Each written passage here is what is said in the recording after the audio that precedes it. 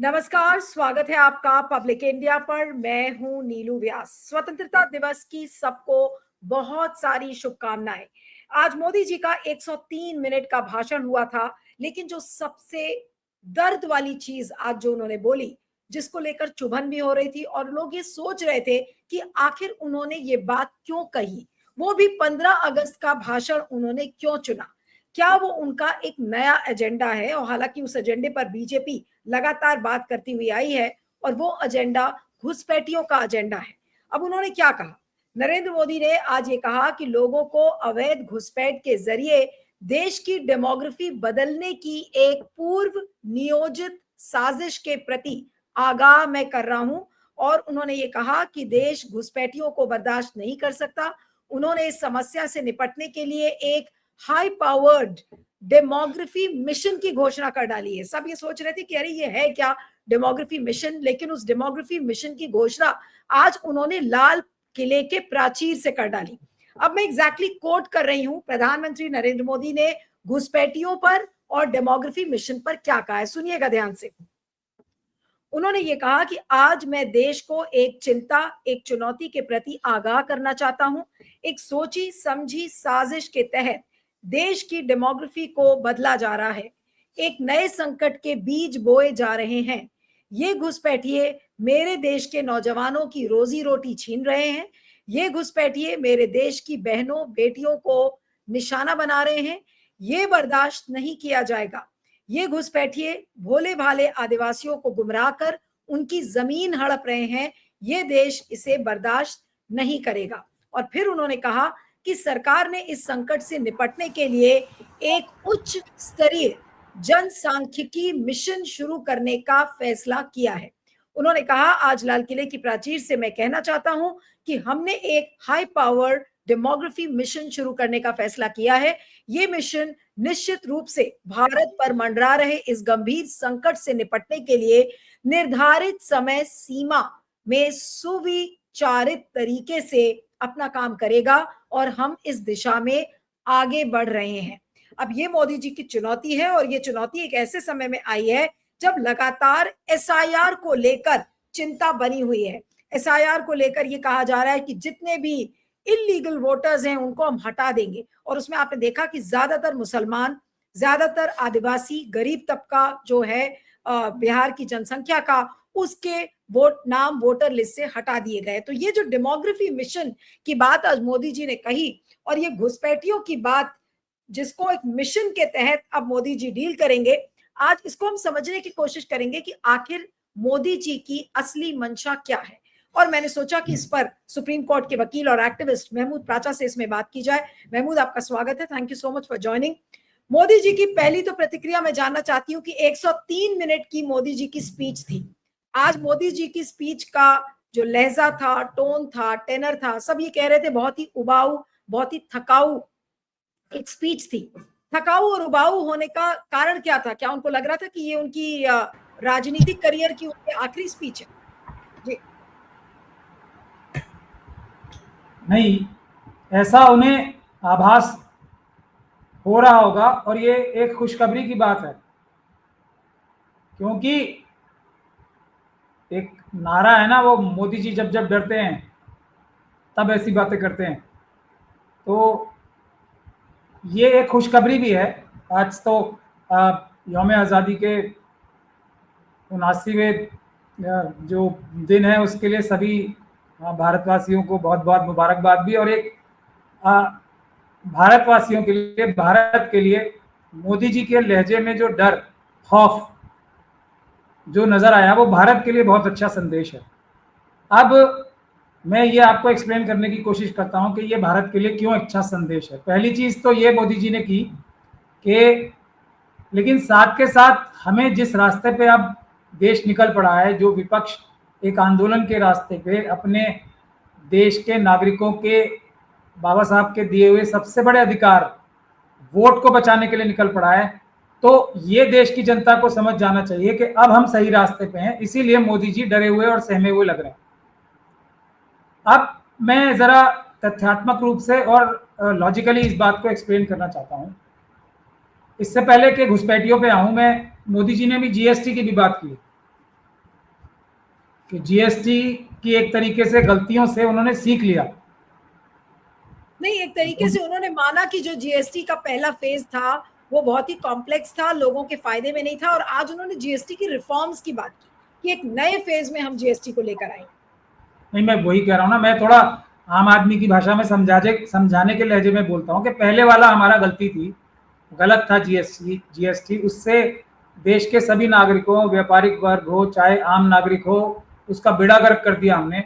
ये मोदी जी ने, मैं पैराफ्रेज करके बता रहा हूँ, इतना ही तो बोलेंगे, ये थोड़ी बोलेंगे कि भाई मैंने अडानी अंबानी यूसुफ लुलू जी के कहने से सारे व्यापारियों का बेड़ा गर्क किया था ताकि ये रिटेल भी छीन सकें, किसानों, इन सब का बेड़ा गर्क मैंने इसलिए किया था कि ये सब लोग लूट सकें देश को चाइना और पाकिस्तान के साथ मिलकर। ऐसे थोड़ी बोलेंगे, तो बोलेंगे ना इशारे इशारे। मतलब ये है कि अब वो माफी मांग रहे हैं जीएसटी के लिए देश से, और वो कह रहे हैं कि अब से आगे से मैं ऐसी गलती नहीं करूंगा, जो गलती भूल चूक लेनी देनी अब मैं उसे ठीक करूंगा।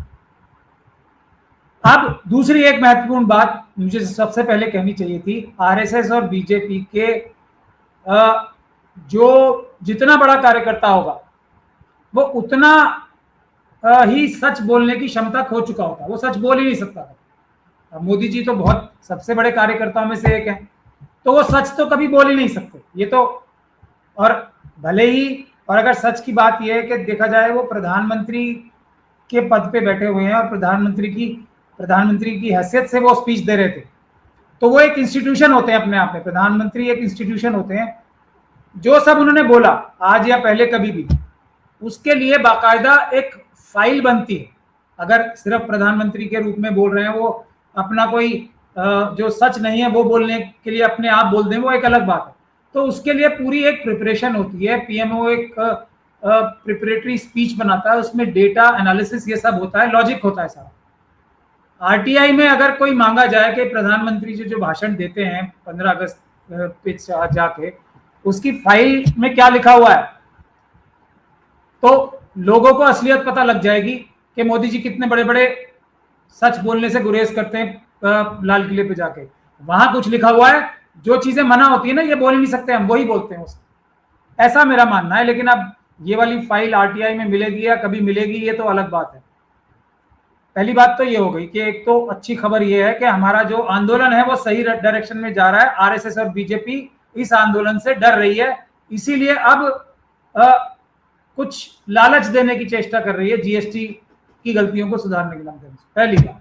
दूसरी बात, जीएसटी का लालच इसलिए दिया गया ताकि जनता जन आंदोलन ना करे, खुश हो जाए। बिल्कुल, अब मोदी जी सुधर रहे हैं, उनको आखिरी मौका दे दें। और एक बेसिकली बात यह है कि आगे से कान पकड़ के उठक बैठक लगा के गलती मान रहा हूं। जीएसटी तो ये कह रहे थे ना, जीएसटी तो देश के लिए सबसे अच्छी चीज है।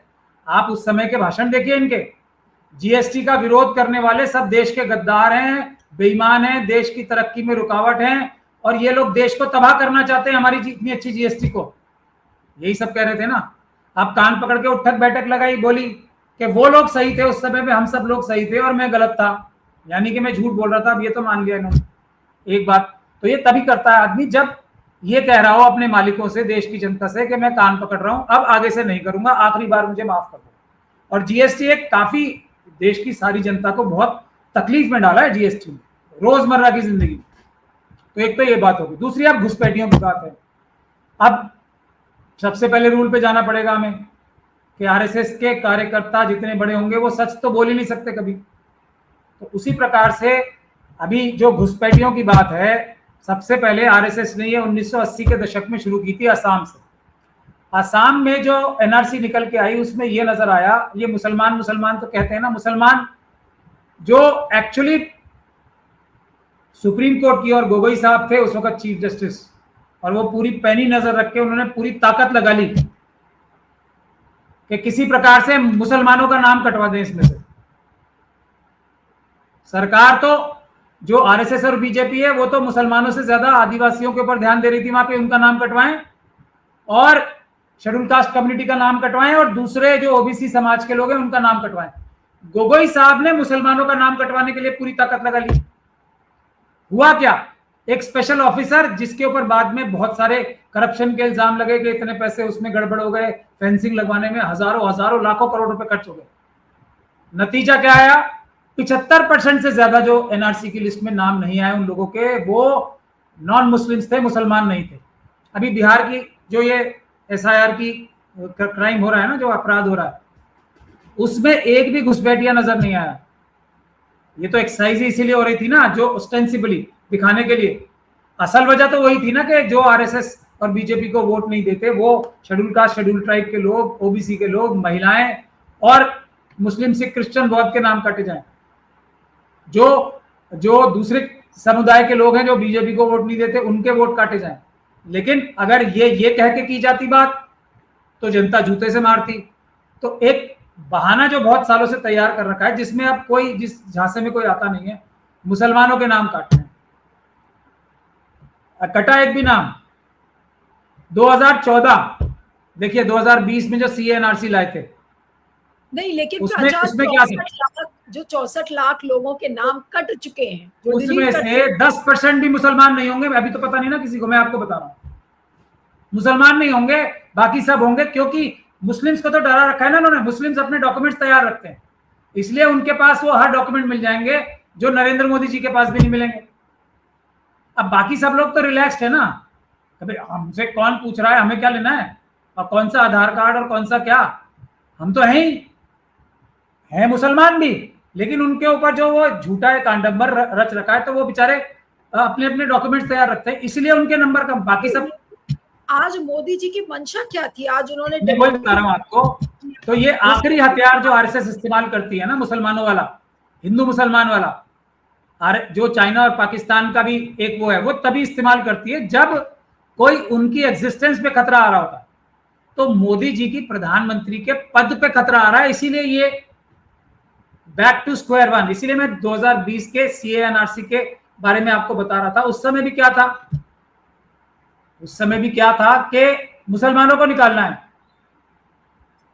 तो सीए एनआरसी के दौरान भी अगर जो सीए देखा जाए लोगों को, क्या एक भी नॉन मुस्लिम को, मैं समझता हूं 100 भी लोगों को नागरिकता नहीं मिली होगी। और नागरिकता देने का जो प्रावधान है सीए में, वो किन लोगों के लिए है?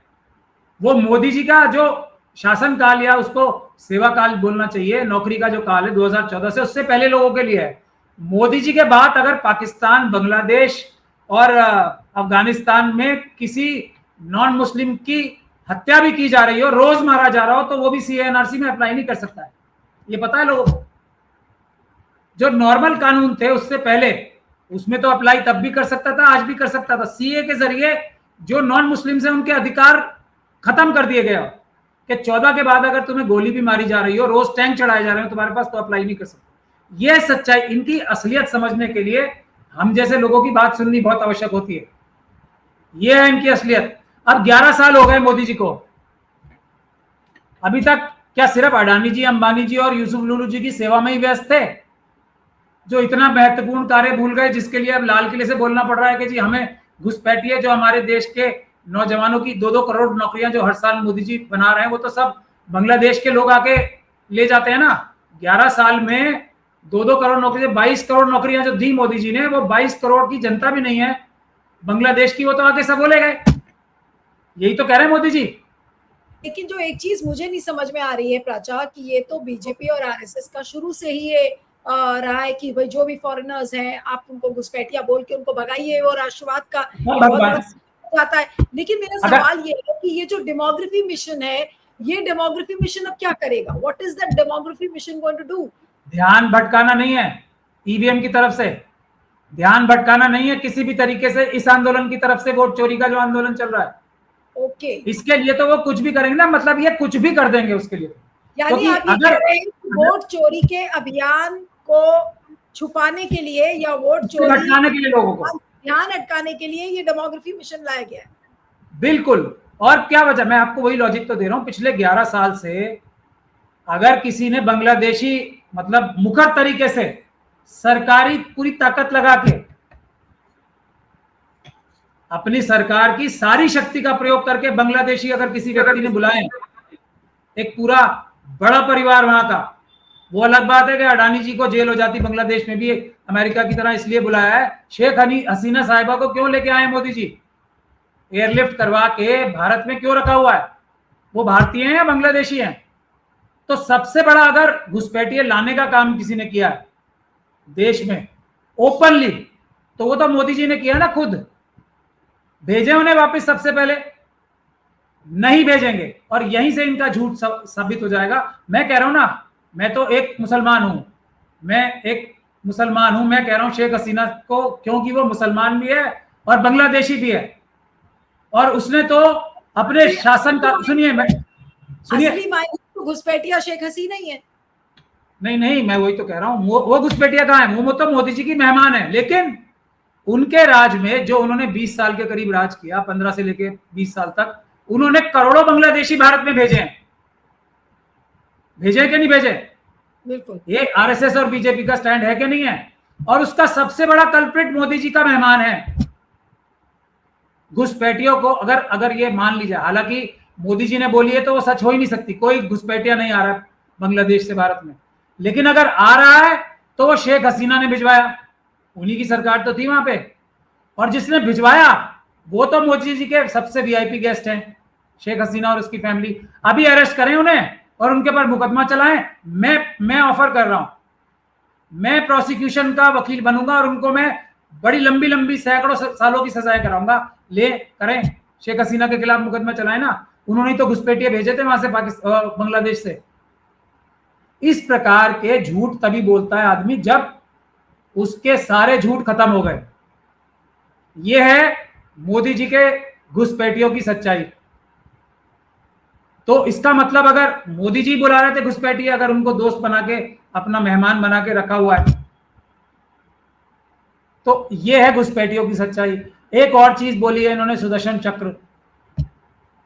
देखिए, भारत के साइंटिस्ट, भारत के जवान, भारत की आम जनसंख्या भारत को 5वीं नहीं पहले स्थान पे हर फील्ड में ले जा सकती है। अब जो पिछले 15 साल से जो हमारा टाइम है ना भारत का, भी ये भारत के अपस्विंग का टाइम है ऑटोमेटिकली। चाइना का डाउनफॉल होना चाहिए था अगर मोदी जी ना आते, कोई अच्छा प्रधानमंत्री आ जाता, कोई अच्छी सरकार आ जाती, तो कुछ करने की जरूरत नहीं थी सरकार को। भारत देश की जनता जो है ना, देश को एकदम लिफ्ट करके अपने आप पहुंचा देती। अब बैठे हैं ये लोग सत्यानाश करने के लिए, सारे बैंक लूट लिए, सारे पोर्ट लूट लिए, सारे एयरपोर्ट लूट लिए, सारे बिजनेस लूट लिए, सारा देश लूट लिया, और देश लूट के अपने मित्रों के हाथों को उसको बाहर भेज दिया। जो ये कई मोदी भागे हुए हैं, और ये विजय माल्या, जितने लोग हैं सब मोदी जी के जो दोस्त हैं वो सब भागे हुए, करोड़ों, हजारों, लाखों करोड़ रुपए। और जो अनिल अंबानी है लेटेस्ट, वो कब भाग जाएंगे उनका पता ही नहीं है। तो पूरा देश लूट लिया, तब भी देश की जनता ने देश को अपलिफ्ट कर करके 5वीं स्थान तक पहुंचा दिया। अगर कोई ईमानदार प्रधानमंत्री आ जाए तो उसे कुछ नहीं करना, सिर्फ बैठ के देखना है तमाशा। देश की जनता खुद कर रही है। ये जो वापस पुश करके देश की जनता के एफर्ट्स को कम कर रहे हैं, उसमें मोदी जी का सानी नहीं है कोई। दूसरा, किसी से भी डर जाएंगे। कोई फोन करके बोलेगा सरेंडर, एस बोलेगा, उससे पहले सेना को बुलवा लेंगे। सेना को अभी तक ये छुपा के रखवाया मोदी जी ने। वो ट्रंप साहब ने बोला था, किसने बोला था कि वायुसेना अध्यक्ष को यह भी ना बताने दें, देश को यह भी ना बताने दें कि पाकिस्तान के हमने कितने सारे जहाज और इक्विपमेंट्स तो गिरा दिए थे और खत्म कर दिए थे। अब जाके बताया है, अब बताया जाके। मोदी जी ने ही रोक रखा होगा ना, वरना ये सच्चाई पहले क्यों नहीं बताई? क्यों? क्योंकि दबाव था उधर से, सरेंडर सरेंडर जहां से बोला जाता है और ये सरेंडर करते हैं। तो ऐसे बुजदिल व्यक्ति को प्रधानमंत्री के पद पे होना देश का सबसे बड़ा नुकसान है। अब ये जो सुदर्शन चक्र की बात कर रहे हैं, एक नाविक नाम की हमारी जो इसरो है ना, मैं तो काफी साल पहले, क्योंकि मैं इस देश का बहुत सारे लोगों को कम पता होगा, जो आउटर स्पेस लॉ का पहला वकील हूं, जो एक पॉलिसी डेवलप करने में भी मेरा काफी रोल था। उसको तो मोदी जी ने बेच दिया, सारा खत्म कर दिया। कि जो इसरो है ना, दुनिया की जो सैटेलाइट लॉन्चिंग है, उसमें सबसे बड़ा हम लोग कमर्शलाइज करके देश को बहुत बड़ा फायदा पहुंचा सकते थे। लेकिन अब आरएसएस बीजेपी की सरकार है तो कहाँ होगा वो तो सब बेच दिया होगा इन्होंने, क्या बर्बाद कर दिया ये यही जाने। तो इसरो के बारे में तो मुझे ये पता है कि अगर मोदी जी उसमें टांग नहीं अड़ाते तो नाविक फेल नहीं होता। मोदी जी ने भ्रष्टाचार कराने की वजह, और मेरा ये सीधा सीधा इल्जाम है, इसकी जिस दिन इन्वेस्टिगेशन होगी ये बात निकल के आएगी, क्योंकि मेरी बातें शुरू में लोग क्योंकि ऐसी अविश्वसनीय बातें होती हैं, हालांकि सच होती हैं, शुरू में नहीं मानते, बाद में लोग मानते हैं। तो नाविक के फेल होने की वजह, आज जो हम जीपीएस पे डिपेंडेंट हैं और चाइना की तरफ भी देखना पड़ता है कई बार हमें मजबूरी में, वो सिर्फ और सिर्फ इस आरएसएस और बीजेपी की सरकार की वजह से है, क्योंकि वहां भी भ्रष्टाचार किया इन्होंने। तो अगर मोदी जी बाहर रहेंगे इस सब से, मतलब अडानी जी, मोदी जी, अंबानी जी, इस प्रकार के लोग अगर घुसने भी नहीं दिए जाएंगे जहां पे ये सुदर्शन चक्र बनने की जो हम लोगों के साइंटिस्ट और देश की जो नौजवान कोशिश करेंगे या बनाएंगे, तब तो ये सफल होगा। अगर मोदी जी की परछाई भी पड़ गई वहां पे, एक बात भी सुन ली मोदी जी की, तो फ्लॉप होगा वो। वैसे वो 100% सफलता प्राप्त करेगा, ये सीधी सीधी बात है। जहां मोदी जी जाएंगे वहां भ्रष्टाचार होगा, वहां देश को लूट लिया जाएगा, खत्म कर दिया जाएगा। ये मोदी जी के 3 मैसेज थे, मैंने तीनों का आपको विश्लेषण करके बता दिया। आने वाले टाइम में आप देखेंगी ऐसे ही होगा हुर्फ बहु। आपको क्या लग रहा है कि ये मोदी जी की, आपको लहजे से आपको लगा कि ये मोदी जी की आखिरी स्पीच है? उनको लगा कि राजनीतिक करियर की आखिरी स्पीच? अगर विपक्ष के अंदर स्लीपर सेल्स ना होते तो पिछली से पिछली वाली थी आखिरी, प्रधानमंत्री कहां होते वो? अभी तो तिहाड़ में से थोड़ी कोई स्पीच देता है, तिहाड़ में कोई प्रावधान नहीं है स्पीच देने का। वहां तो एक पूरा एक वो होता है, एक चार्ट होता है, उसके उसी के हिसाब से सुबह सुबह उठना पड़ता है, फिर नाश्ते का भी एक टाइम होता है, फिर एक कुछ समय के लिए कैदियों को बाहर छोड़ा जाता है, फिर उसके बाद उन्हें फिर बंद कर दिया जाता है, रात को गिनती होती है सोने के टाइम पे। ये हो रहा होता मोदी जी के साथ और अमित शाह जी के साथ, अडानी अंबानी यूसुफ लुलू के साथ। ये घुसपैठिया वाली बात करने के बाद आपको लगता है कि मोदी जी का अब जगह जो है वो खाली तिहाड़ में ही होगी? वो तो पहले से ही है, वो तो निश्चित है। वो देखिए, मैं इस देश में ऐसा व्यक्ति हूं, लोग शायद इसको कितना सच और गलत मानेंगे, मैं मोदी जी, अमित शाह जी, अडानी अंबानी और यूसुफ लुलू और आरएसएस के सब बड़े बड़े कार्यकर्ताओं की लंबी उम्र की दुआ मांगता हूं। कोई दिन ऐसा नहीं जाता होगा जब मैं इनकी लंबी उम्र और अच्छी सेहत की दुआ ना मांगता हूं। उसकी वजह है, इन्हें मैं लंबे समय के लिए जेलों में रखना चाहता हूं, क्योंकि इनके कार्य ऐसे, देश को इन्होंने इतना नुकसान पहुंचाया। ये जितना लंबे समय तक जिएंगे, स्वस्थ रहेंगे, उतना देश के लोगों को पता लगेगा भ्रष्टाचारी लोगों के साथ ये होता है। 50-50 साल हो गए, मोदी जी की उम्र मैं चाहता हूं कम से कम 125 साल और स्वस्थ हो एकदम। तब लोग देखें कि जेल में 120 साल की उम्र में मोदी जी हैं, जो हमारे 50 साल पहले प्रधानमंत्री होते थे। भ्रष्टाचार नहीं करना है हमें, देश के साथ गद्दारी नहीं करनी, ये मेरी रोज की दुआ होती है। लेकिन ओवरऑल इसके पहले के कार्यक्रम को खत्म करूं, आज जो भी बातें उन्होंने कही, चाहे वो घुसपैठिए को लेकर हो, चाहे डेमोग्राफी मिशन को लेकर हो, या फिर सुदर्शन चक्र को लेकर हो, आपके हिसाब से आज बड़े टेक अवेज मोदी जी की स्पीच से क्या थे आपके हिसाब से? मेरे हिसाब से एक ही टेक अवे है, वो मोदी जी एकदम बिल्कुल बौखला चुके हैं। अब ये आंदोलन जो जोर पकड़ रहा है ईवीएम का, और ईवीएम हटा के बैलेट पेपर लाने का, और ये वोटों की चोरी का, वोट चोर गद्दी छोड़, एकदम सटीक निशाने पे लगा है। मोदी जी को तो पता ही है ना, वोट चोरी से ही बने हुए। कल प्राचक कांग्रेस ने पूरे देश में मशाल जुलूस भी निकाला था, और उसमें नारे लग रहे थे कि गली गली में चोर है, गली गली में शोर है, मोदी जी चोर है, कुछ इस तरीके वोट चोर। वोट देखिए, पैसे की बात होती थी पहले चोर के लिए, अब पैसा तो छोटा रह गया ना, अब तो वोट चोर। तो अब जब ये हो रहा है तो ये इससे डरे हुए हैं, ईवीएम से ही डरते हैं मोदी जी के। ईवीएम का नाम मत लो, आप कुछ कर लो, वोट चोरी का नाम मत लो, आप कुछ भी कह दो, सरेंडर बोल दो, कुछ भी बोल दो, सुरेंदर बोलो, सरेंडर बोलो, कुछ फर्क नहीं पड़ रहा मुझे, ना अडानी जी को, ना अंबानी जी को, ना यूसुफ लुलू को, ना अमित शाह जी को, ना ज्ञानेश कुमार जी को, ना राजीव कुमार जी को, ना अनिल अंबानी जी को, कुछ फर्क नहीं, कुछ बोल लो, इतनी मोटी खाल है। लेकिन आंदोलन नहीं करो, पहली बात। और ये वोट चुराने का और ईवीएम का तो आंदोलन हो गया तो फिर जेल ही जेल है, जेल के अलावा कुछ नहीं है।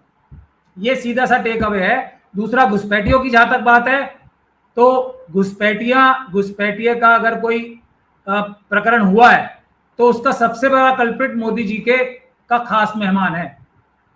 शेख हसीना, वही तो सारे उन्हीं के टाइम में हुए घुसपैठ। अगर मोदी जी की बात सच है तो पकड़ लें, सारे सबूत दे दें, वो चिन्हित भी करवा देंगी। ये नीलू जी घुसपैठिया हैं, ममता बनर्जी घुसपैठिया हैं, वो बता देंगी ना शेख हसीना। नहीं, लेकिन क्या ये महमूद प्राचा का चैलेंज है मोदी जी को कि आप शेख हसीना को निकाल के बाहर देश के दिखाइए? ना ना, निकाल, या तो निकालेंगे तो क्यों, लेकिन अभी निकालना क्यों है? अभी तो उनको ऊपर ये जो घुसपैठियों की साजिश बता रहे हैं, जो शेख हसीना ही तो है, वो जो वहां की राष्ट्र अध्यक्ष थी, उनकी सारी वो तो प्राइम मिनिस्टर थी ना वहां पे इतने लंबे समय तक, वही तो भेज रही थी बांग्लादेश से लोग। हमारी जो मोदी जी कह रहे हैं बहन बेटियों को फुसला के लूट लेने की, वही तो भेज रही थी लोग कि हमारे ट्राइबल्स की जमीन छीन लेने की के लिए, वही तो भेज रही थी। और क्या क्या किया उन्होंने? 3 चीजें बताई ना। एक तो महिलाओं के साथ ये किया, हाँ नौकरियां, 22 करोड़ नौकरियां जो छीनी है, वे शेख हसीना छीन ली, ये सब बातें किया। 22 करोड़, 2 करोड़ पर ईयर है ना, वो तो शेख हसीना साहिबा ही तो है उसकी जिम्मेदार। तो उनके ऊपर मुकदमा चलाएं, मैं अपनी सर्विसेज ऑफर कर रहा हूं, एक एक घुसपैठिए की लिस्ट उनके पास होगी, क्योंकि वही तो प्लान करके भेज रही थी, बांग्लादेश ऐसे गवर्नमेंट भेज रहा था ना, क्योंकि ये तो अंतरराष्ट्रीय पता नहीं कौन सी साजिश बता रहे हैं ना, ये तो साजिश बता रहे हैं ना। ऐसे साजिश तो प्लानिंग करके होती है ना, एक एक व्यक्ति का नाम होगा शेख हसीना साहिबा के पास, इसको भेजना है वहां, इसको भेजना है बंगाल में, इसको भेजना है गुजरात में, और ये जाके 4 महिलाओं के साथ ये करेगा, ये जाके एक व्यक्ति 2-2 नौकरियां लेगा। ऐसा ही तो प्लान हुआ होगा ना कुछ। तो चीफ प्लानर तो यहां हमारे घर में ही बैठे हैं। और वरना ये झूठ जो है जनता पहचान ले, मैं अपनी सर्विसेज ऑफर कर रहा हूं फ्री ऑफ कॉस्ट। मुकदमा प्रोसिक्यूटर्स लगाएंगे, मैं आज तक कोई केस हारा भी नहीं हूं, ये भी बता रहा हूं, मैं ये भी जीतूंगा। अब करें मोदी जी, अगर इतनी ज्यादा वो हैं, सीरियस है इस बात में, अगर वो झूठ नहीं बोल रहे हर बार की तरह। चलिए, thank you so much Mahmood for joining on Public India. Thank you very much.